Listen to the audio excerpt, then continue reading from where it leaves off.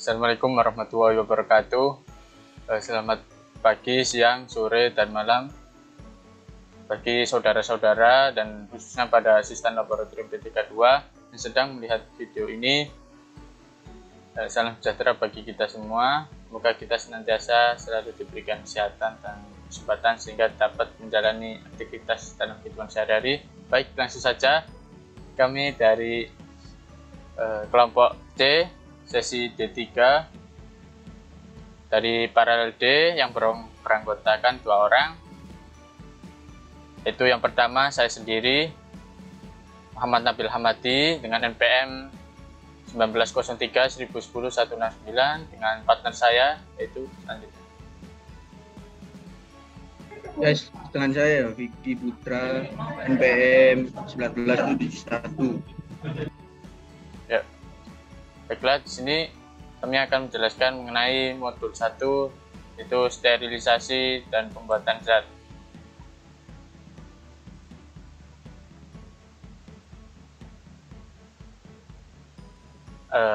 Yang pertama itu ada sterilisasi. Sterilisasi yaitu suatu proses pemusnahan semua jenis mikroorganisme baik yang berbentuk vegetatif maupun yang berbentuk spora dengan tujuan untuk mencegah terjadinya kontaminan. Pada waktu praktikum kemarin digunakan 2 cara sterilisasi, yaitu yang pertama yaitu sterilisasi secara fisik dan kimia, yang kedua itu secara fisik, yang kedua itu sterilisasi kimia. Untuk sterilisasi kimia sendiri yaitu dengan cara disemprotkan alkohol 70% ke permukaan alat. Setelah itu alat tersebut dibersihkan dengan kapas. Lalu setelah disterilisasi kimia, itu alatnya dibungkus dengan kertas coklat dengan tujuan untuk menghindarkan alat dari kontaminan. Alat-alatnya itu meliputi seperti petri dish, preparat, tabung reaksi, dan alembier.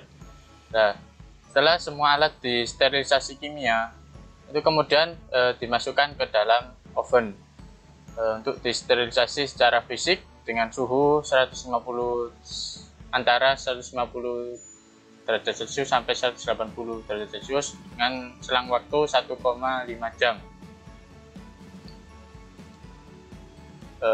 Ini untuk jenis-jenisnya. Itu yang pertama itu sterilisasi dengan pemanasan kering. Kenapa namanya ini sterilisasi pemanasan kering? Karena dalam pengeringannya itu tidak melibatkan air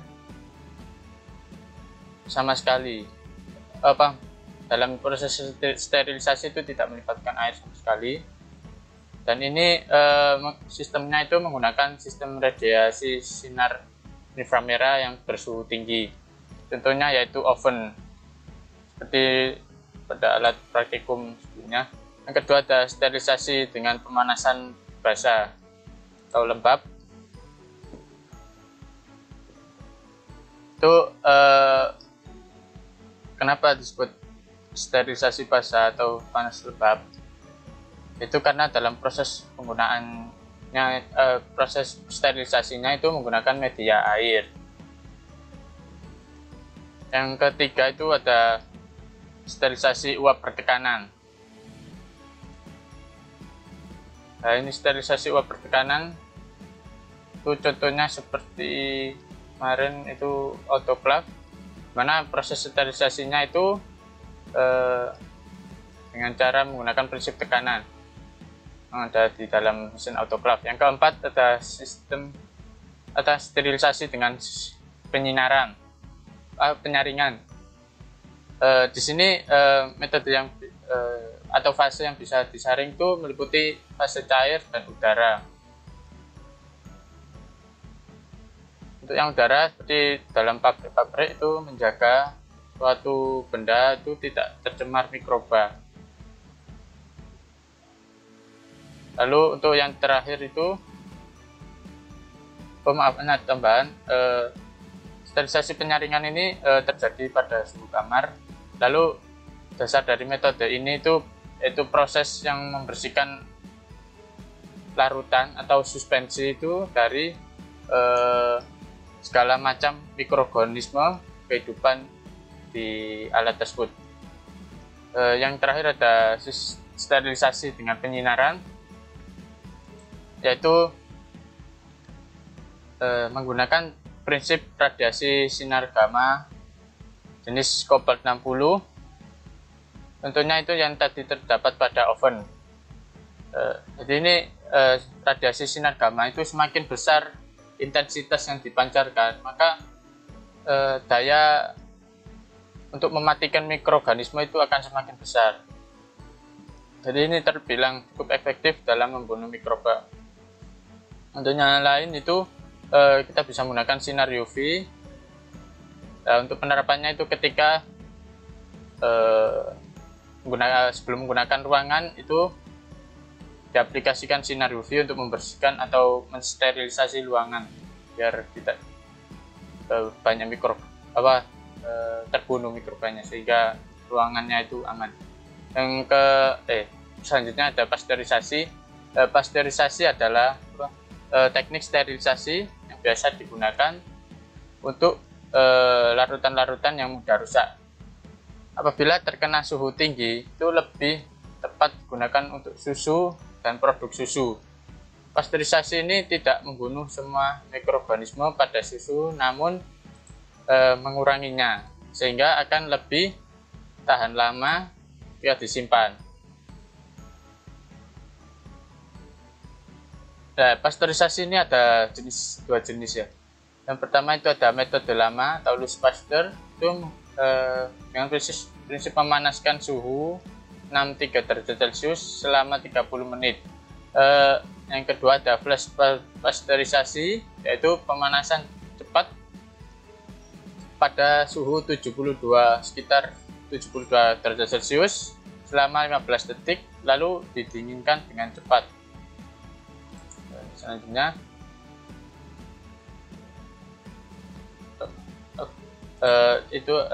untuk selanjutnya ada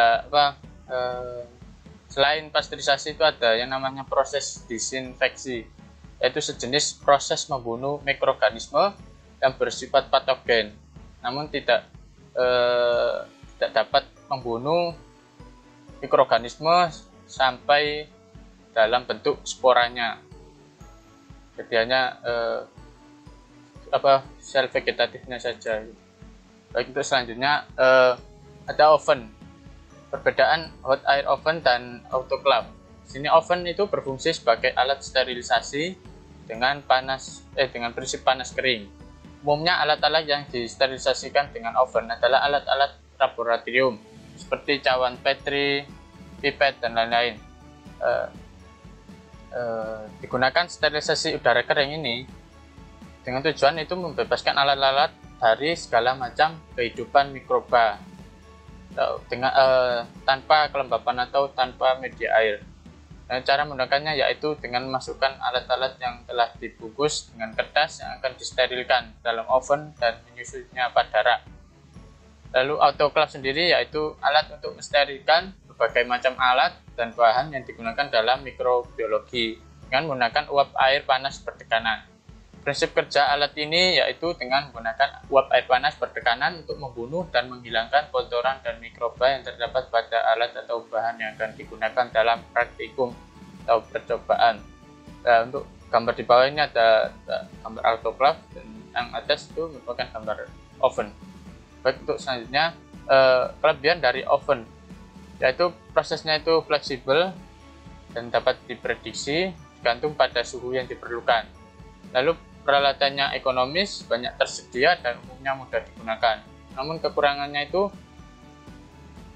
sterilisasi ini tidak cocok, uap atau sterilisasi panas itu tidak cocok untuk bahan atau perangkat yang peka suhu atau tekanan. Lalu autoclave kelebihannya yaitu mudah dilakukan, berguna untuk sterilisasi pada permukaan sensitif tetapi tahan panas seperti logam dan kaca. Lalu cairan, minyak dan salep dan padatan bubuk. Kekurangannya yaitu tidak dapat digunakan untuk bahan karet, plastik dan bahan sensitif suhu lainnya. Lalu kekurangannya yaitu kurang efisien dan membutuhkan suhu lebih tinggi serta waktu lebih lama untuk sterilisasi. Itu yang kedua. Lalu untuk selanjutnya ada teknik aseptik, yaitu dasar digunakannya teknik aseptik yaitu adanya banyak partikel debu yang mengandung mikroorganisme, bakteri atau spora yang mungkin dapat masuk ke dalam cawan atau mulut Emmmeyer, atau mengendap di area kerja. Pertumbuhan mikroorganisme yang tidak diinginkan ini dapat mempengaruhi atau mengganggu hasil dari suatu percobaan. Jadi mikroorganisme itu dapat juga jatuh dari tangan operator, sarung tangan, atau jas laboratorium karena pergerakan lengan itu relatif cepat. Lalu untuk faktor-faktornya sendiri yaitu pertama ada waktu. Waktu termasuk faktor yang mempengaruhi karena semua organisme tidak mati dalam waktu bersamaan.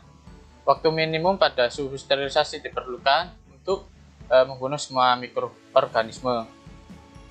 Contohnya kemarin oven itu suhu sterilisasi yang optimal itu sekitar 160 derajat Celcius, kita kurang lebihnya seperti itu. Lalu yang kedua, temperatur. Peningkatan suhu secara drastis itu mengurangi waktu yang dibutuhkan untuk mencapai sterilisasi. Yang ketiga ada drying.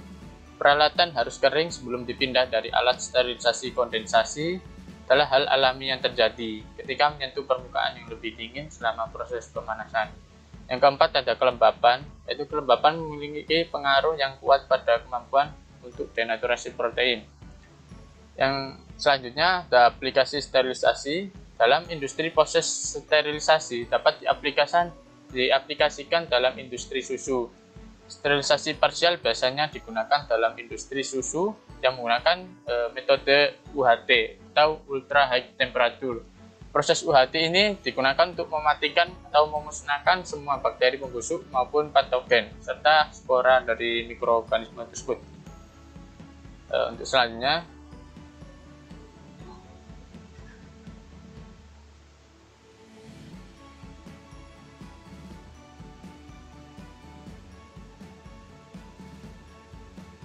Vicky.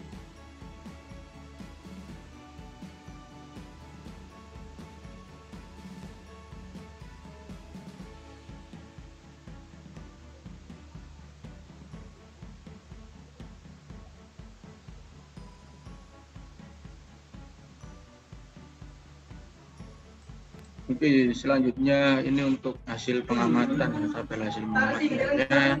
Jadi di sini kita pakai tabung reaksi, itu salah satu alat yang digunakan dalam uji kali ini, uji waktu praktikum kemarin. Terus ini fungsinya sebenarnya untuk tabung reaksi, untuk fungsi sebenarnya tabung reaksi itu untuk uji reaksi kimia. Cuman kemarin di sini digunakan untuk sampling, untuk untuk melakukan sterilisasi. Jadi tabung reaksi di sini digunakan untuk menjadi objek untuk sterilisasi. Pun juga dengan Erlenmeyer di sini. Jadi Erlenmeyer sebenarnya fungsinya untuk sebagai wadah atau untuk menampung titrasi biasanya. Cuman di praktikum sterilisasi benda-benda ini itu dibuat untuk objek sterilisasinya sebagai alat yang disterilkan. Next. Nah, selanjutnya ada kaca, selain dua benda tadi itu ada juga kaca preparat di sini. Fungsinya kaca preparat sendiri untuk meletakkan objek yang diamati. Tuh, terus juga ada petri dish. Ini juga dua alat yang pada praktikum kali ini. Lanjut. Nah, untuk selanjutnya ini hasil pengamatan dalam pembuatan zatnya ya. Jadi di praktikum kali ini tuh kita pembuatan zatnya ada beberapa zat yang kita buat di sini. Beberapa itu mungkin saya sampaikan di sini. Ada pertama methylene blue solution, itu terdiri dari 1 gram methylene blue solution dan 100 ml aqueous. Jadi cara membuatnya 1 gram methylene blue tadi dilarutkan dengan aqueous sampai 100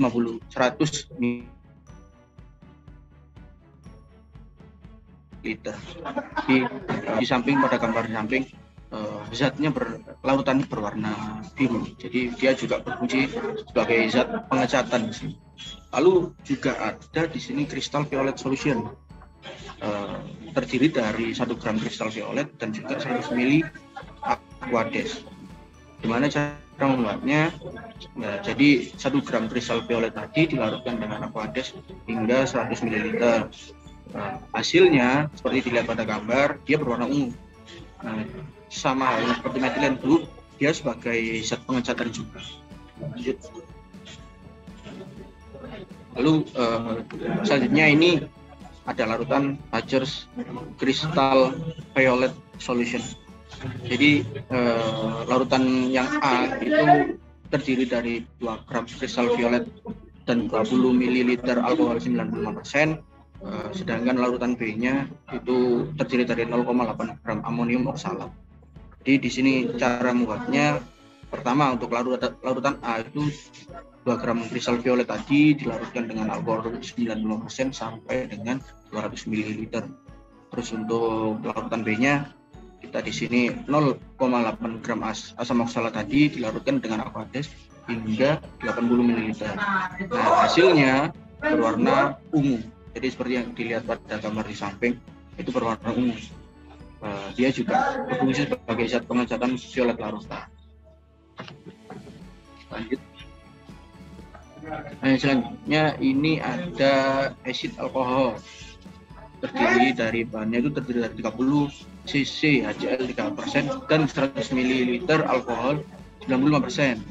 Gimana cara membuatnya? Sini sudah saja bisa diencerkan HCl 3% tadi, 30 cc 3% HCl tadi, atau mungkin bisa juga HCl 37% 2 ml dilarutkan dengan alkohol 95% sampai 100 ml. Nah, untuk hasilnya dia berwarna jernih nih, seperti yang di gambar samping itu hasilnya berwarna jernih atau tidak berwarna. Dia juga fungsinya sebagai zat pengecatan di parfum kali ini.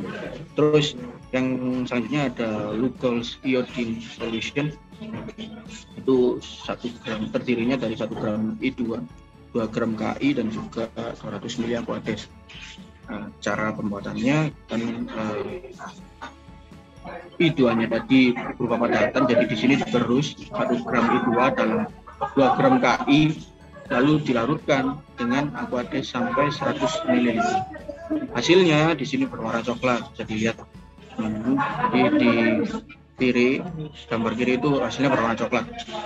Dia juga berfungsi sebagai zat pengecatan. Next.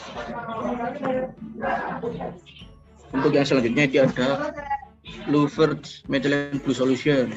Nah, ini bahannya terdiri dari 0,2 gram methylene blue, 30 ml alkohol 90% dan juga 100 ml aquades. Gimana cara membuatnya? Itu larutkan aja 0,5 gram methylene blue dengan alkohol 90% sampai 30 ml, lalu dilarutkan lagi dengan aquades hingga 100 ml. Warnanya di sini hasilnya bisa dilihat di gambar, karena bahwa warnanya berwarna biru pekat di sini. Dia juga fungsinya sebagai zat pengecatan. Lanjut. Nah, untuk selanjutnya ini ada larutan Failing A dan Failing B di sini. Jadi terdiri dari, kalau larutan A-nya itu Failing A itu terdiri dari 69,3 gram CuSO4 5H2O dan 100 cc aquades. Nah, sedangkan untuk larutan B-nya atau Failing B di sini terdiri dari 35 gram KNA tartrat dan 100 gram NaOH serta aquades 100 ml. Pembuatannya sendiri, larutan A atau Failing A di sini caranya larutkan saja CuSO4 5H2O sebesar 69,3 gram tadi dengan aquades hingga 100 ml. Nah, hasilnya Failing A ini berwarna biru. Untuk yang larutan B atau Failing B ini kita larutkan saja 3 gram KNA tartrat dan 10 gram NaOH dengan aquades hingga 100 ml.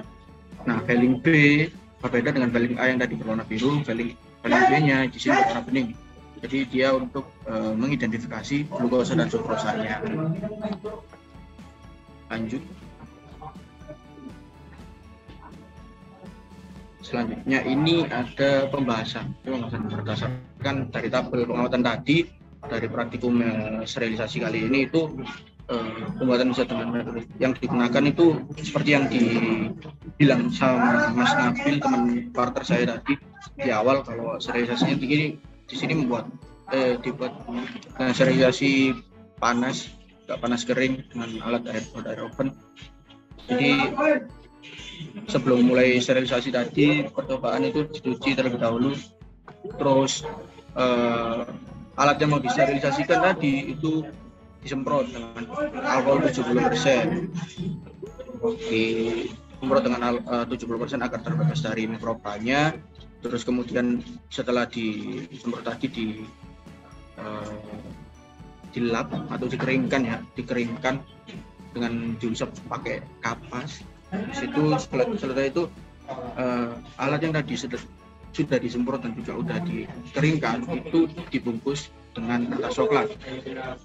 Jadi dibungkus dengan rapi, diikat dengan tali supaya nggak lepas. Jadi sampai rapat aja, rapat. Jadi tadi selanjutnya alat yang sudah terbungkus tadi dimasukkan ke dalam oven dengan temperatur 160 derajat Celcius sampai 180 derajat Celcius selama 1,5 jam untuk disterilkan secara fisik dimasukkan ke dalam ovennya. Next.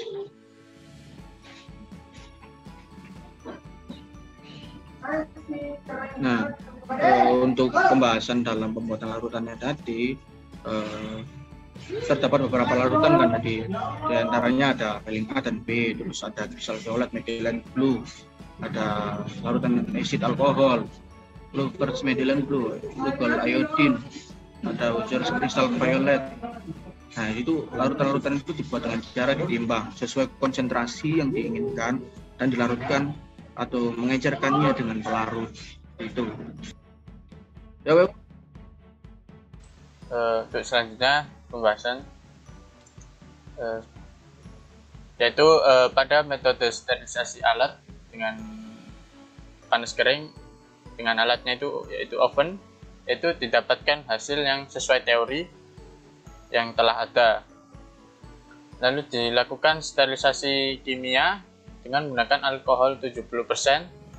Itu disebut sebagai tingkat yang mampu membunuh sebagian mikroorganisme namun tidak dapat memaksimalkan dalam proses sterilisasi.